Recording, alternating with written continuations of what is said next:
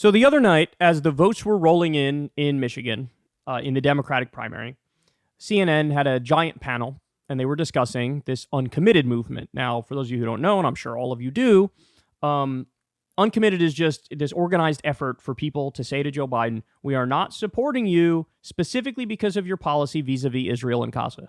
Stop arming Israel. Stop funding Israel. They're committing a genocide in Gaza. Apply pressure to them. You know, you got to end this. We are facilitating a genocide with our tax dollars. Stop it. Stop it. And it's a very visceral issue to many people in Michigan because they have family members there. There's a lot of Arab and Muslim Americans there. And so this isn't like a close one to them. It's like we need to express our disagreement in some way, shape, or form. Okay, so they were hoping to get 10,000 uncommitted votes. They ended up getting 100,000. Okay, now are all of them because of Israel and Gaza? No, I don't think it's all of them. Do I think it's a majority of them? Yes, I do. And so this should be a wake-up call. Remember, Hillary Clinton lost to Trump in Michigan in 2016. The margin of difference was 10,000. 10,000 votes. In 2020, Joe Biden won the state from Trump. What was the margin? 150,000 votes. When you add up all of the uncommitted and all of the votes for Marianne Williamson and Dean Phillips, we're at about 145,000 votes. So we're talking razor slim margins. So he's really running a risk here of tanking his campaign by continuing to be wrong on this issue. So they discussed this on CNN. Nina Turner, Bakari Sellers, Anderson Cooper, a bunch of people. And Nina is going to start bringing up facts and like the moral dimension to what's going on here. And look at how the rest of the ghouls react. I don't think for many voters who are voting uncommitted that they're going to vote uncommitted and then say Donald Trump is my choice. I think this is more complicated than that. True. They're not voting for Trump. That's true. Yeah, I do agree with you, Bakari. I mean, no one that I interface with said that they wanted to vote for Donald J. Trump. There is a however here. And I think sometimes as we talk about this issue, we're centering President Biden. We are centering former President Donald J. Trump when the uncommitted effort is to center the people closest to the pain. And that is the Arab American community. That is the Palestinian community. That is communities that care about peace. And so while this president was in the ice cream shop saying, I think there's going to be a ceasefire, 30,000 people have been slaughtered. People are living in famine.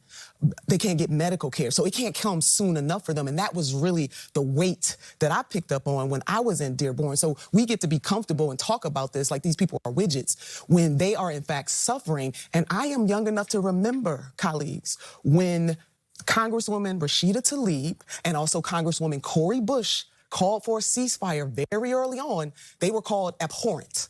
Now, fast forward to all of these bodies laying in the wake and people who are living through this every single day. So, by the way, there's also been slaughter in Israel. I was going to say. So there's a lot of pain on both sides. No, I'm not really a lecture on the problem, but I'm talking about the politics of this. Wow. He chimes in to say, we have both sides. We have both sides. You know, both sides. Would you like to look at the body count, Anderson Cooper? Yes, October 7th was horrific.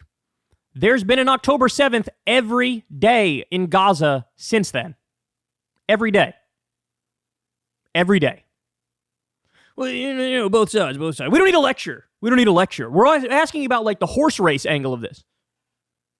Well, first of all, you clearly do need a lecture. Second of all, that's the problem. That you're only horse race.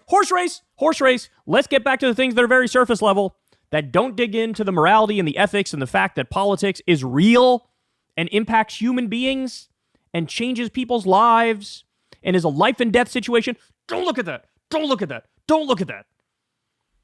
Oh, Jesus Christ. Oh, my God. Man, that was something.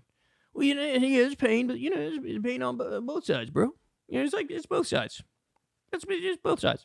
What was the number on the Israeli side? I think it was, 1,200 who died.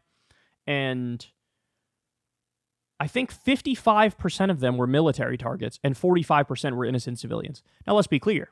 That 45%, inexcusable. It's terrorism, plain and simple. You can and should never target innocent civilians. 45% innocent civilians is a horrific number. On the Palestinian side, there are 39,000 dead, About 35,000 of them are innocent civilians. 14,000 of them are children. The innocent civilian death rate on the Palestinian side, 92%. And like I said, every day since October 7th has been an October 7th on the Palestinian side. Just understand something. Hospitals are bombed. Over 20 hospitals have been bombed. Homes, factories, schools, UN buildings, standalone UN buildings, mosques, churches, roads, marketplaces, every kind of civilian infrastructure you can imagine. They're blocking 70% of the humanitarian aid from getting into Gaza, so people are starving to death. People are going thirsty. This is what's happening. It's both sides, bro. You know, it's both sides and stuff, bro. It's both sides, bro. Bodies laying in the wake, and people who are living through this every single day. So, by the way, there's also been slaughter in Israel. I was going to say, there's a lot of pain on both sides. No, so I'm not. I'm not lecture on the problem, but I'm talking about the politics of this tonight. What to you would be a victory, as somebody was calling for this uncommitted vote, what to you would be a victory tonight to get that message across? By the way, this is why Anderson Cooper has been hired by CNN and has been at CNN for so long. It's because what he just did there, that's what CNN is all about. Whoa. Surface level, horse race. How does this play for this candidate and that candidate? We're literally talking about life and death. We're talking about genocide. We're talking about the crime of all crimes. He's like, put that aside, put that aside, put that aside. Could you imagine during the Holocaust or during the Rwandan genocide? Yeah, all right, morality, ethics, slaughter, whatever. But I mean, both sides. But more importantly, how does this play for Bob Dole? By the way, I have no idea what year the Rwandan genocide was, but I don't know if Bob Dole would have been, the candidate at that time. But you get the point. The point is well, I mean, what about the surface level stuff? Let's talk about the surface level. Surface level. How did Trump's hair look tonight? Huh? What are we doing? That pain. All I'm saying that at a certain point after October the 7th, it becomes clear. I mean, you have a right-wing prime minister. Right. We don't need to debate the issue. But you understand, I'm not denying anybody's pain. What I am... We don't need to debate the issue, he said. This is what CNN wants. This is why somebody like me will never be on CNN. By the way, God bless Nina Turner. I don't know how she slipped through the cracks and they let her on CNN. But it might be the last time. I'll also say that. Saying is that this president and our country has the power to say to Netanyahu, we need a permanent ceasefire. The only time hostages... Reason, though, if I can push back your one more point. The only time hostages were released is when we had that brief ceasefire. That is another reason why we need a permanent ceasefire. I also have to remind people we had a ceasefire prior to October 7th, right? I mean, that's a point. That is 100% untrue. Hundreds of Palestinians were killed prior to October 7th in the same year. Hundreds. Guys, did everybody just forget the Great March of Return in, 2018? Where they were like, let's use non-violent, peaceful resistance to try to bring about Palestinian human rights and freedom and liberation. And what happened? They all went to the border fence. They all silently and peacefully protested. And then Israel started shooting people and killing them. They started maiming a bunch of people on purpose. Shoot them in the leg. And then a bunch of people are walking around with one leg now because Israel decided to do that on purpose. They killed a journalist. So the nonviolent, peaceful approach, look, got to keep it real.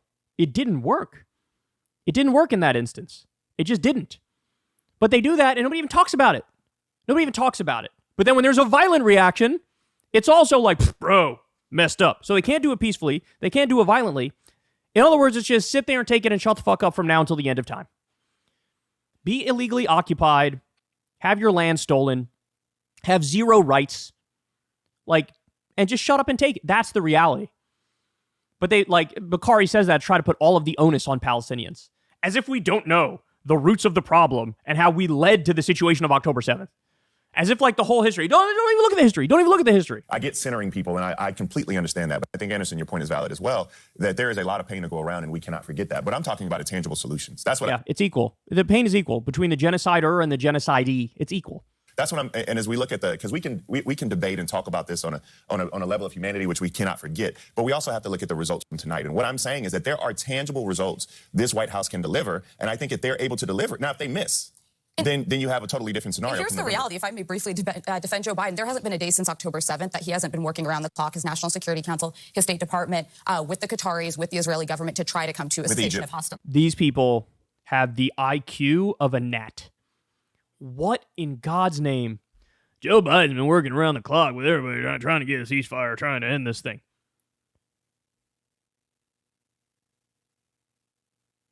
Are you off your meds? So in other words, all of the PR virtue signaling bullshit, she's like, oh man, they're really working hard. When Joe Biden comes out and says, for like the 13th time, Israel, please now, stop bombing so many innocent civilians. You need to be more targeted with your genocide campaign. When they come out and do their finger wagging, she's like, oh, they're really standing up to Israel. They are still sending them money and sending them weapons. They're green-lighting everything with their actions. Forget about what they say. Their actions are like, by all means, go ahead. She's like, oh, yeah, Biden's fighting really hard. He's doing the right thing on this. He thinks the president is also the president of Mexico, but that's okay. They do have a massive messaging problem, though. They have allowed this sort of... Yeah, oh, it's just a messaging problem. It's just a messaging problem. Shipping weapons to a country that is carpet bombing babies on a regular basis. Messaging problem. We need to find a way to spin the carpet bombing of babies into a positive message. That's what we need to do. God, these people, I hate these people. Content with young progressives to take so much steam that you're seeing it play out in real time. And a problem that they might run into, if this is something that ends up being, upwards of 50,000 votes tonight, are other states going to follow? Are there going to be other organizing efforts in primaries to show that they won't be with Biden unless they see a change in policy? Yes, the Uncommitted campaign is going to go. I mean, I've been told that campaign is going to go into other states. And Congressman, on the Republican side, 100,000 votes. 100,000 votes. I support it. I want them to put enough pressure on him where he's forced to change it. Will it work? I don't know. But people are doing everything they can, everything they could think of to try to get to that point. It's a shame we even have to do that. And this is the state of our media, dog. This is the state of our media. We're never ending a genocide. Hey, y'all, do me a favor and like and subscribe. It helps out big time in the algorithm. Click the bell as well for notifications when videos drop. And watch that video on screen right now. You know you want to.